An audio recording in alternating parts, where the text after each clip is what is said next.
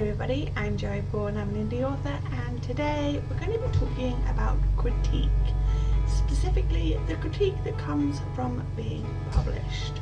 So having just published 2 new books, I thought I would give you some tips on the critique side of publishing and how to deal with it. It's basically about 5 stages of critique, and I'm going to go through each one individually.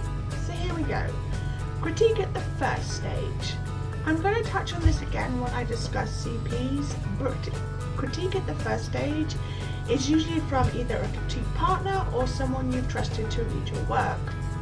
It's very important to get, and while terrifying, it can really ease the amount of editing needed at later stages. This can be something as simple as sharing one chapter or a chunk of chapters for someone to read through.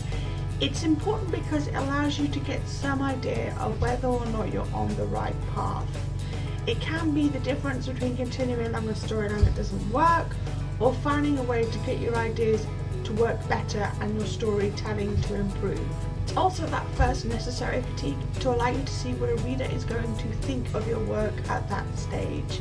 It's something that you need to have done because you don't want to be having all these problems around at the next stage, which is critique at the beta stage. This is not optional. You will need to do at least 2 rounds of betas before you move on to the editing stage. And by editing, I mean the professional edit, which is also not optional. By this stage, your manuscript is finished, and this is the stage where you're sending it out to beta readers. These are the people in your target audience who you have recruited to read your book in chunks and give serious feedback from it. You'll be looking for around 10 to 20 people for each round, and you'll be asking for both critique and what worked. It's a hard part of writing, but it allows you to fix any errors or difficult to read parts before the final editing stage. It will also help you know what parts work and what parts don't, so similar to that first stage. Betas will generally be given a questionnaire, or some people do an interview with them after each chunk. How much you send them at a time is completely up to you.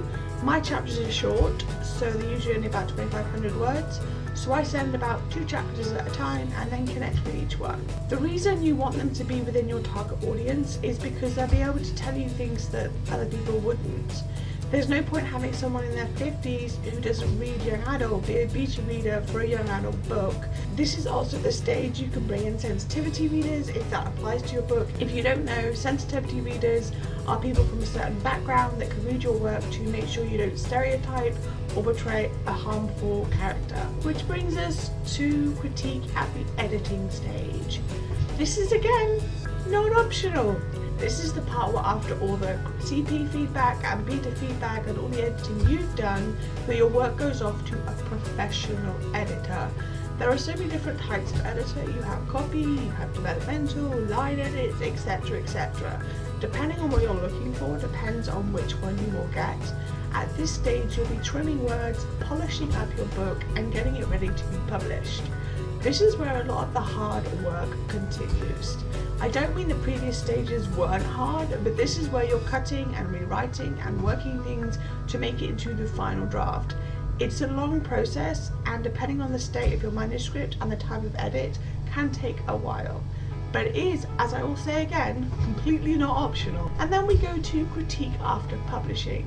So you've gone through all this critique, and now you've got a published book, which means the critique is all over with, right? No. While you shouldn't be needing to change things in the book, if you've got that problem, then you've skipped a step. You will still get critique, whether that's by reviewers or other authors. It's gonna happen. Usually this comes from a bad review, which is something you can choose to ignore depending on the thickness of your skin. I personally read reviews because I like to see what people think. But it did take me a while to stop getting that churning fear in the pit of my stomach. Generally speaking, this is the critique that you can't really do anything about. Unless there's some big glaring error that was missed through all the other stages, then you're not going to be editing anymore, so you're not going to be changing things.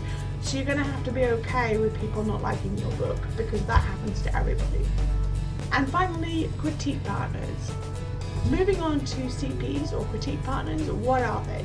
A critique partner is another writer of similar skill and genre. They usually work with you and read your work as it's written and give feedback on what works and what doesn't. Not every writer uses them, but I find them very valuable.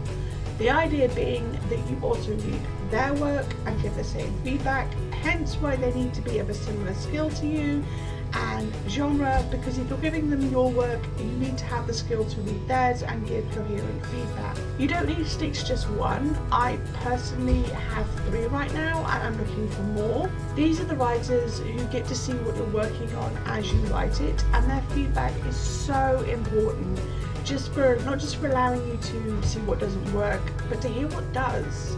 It helps with the editing phase because you realise what a problem is early on and you're able to correct it. CPs can be found through writing websites or Tumblr or other places like that. I found mine through the Book Robin Hoods and YouTube.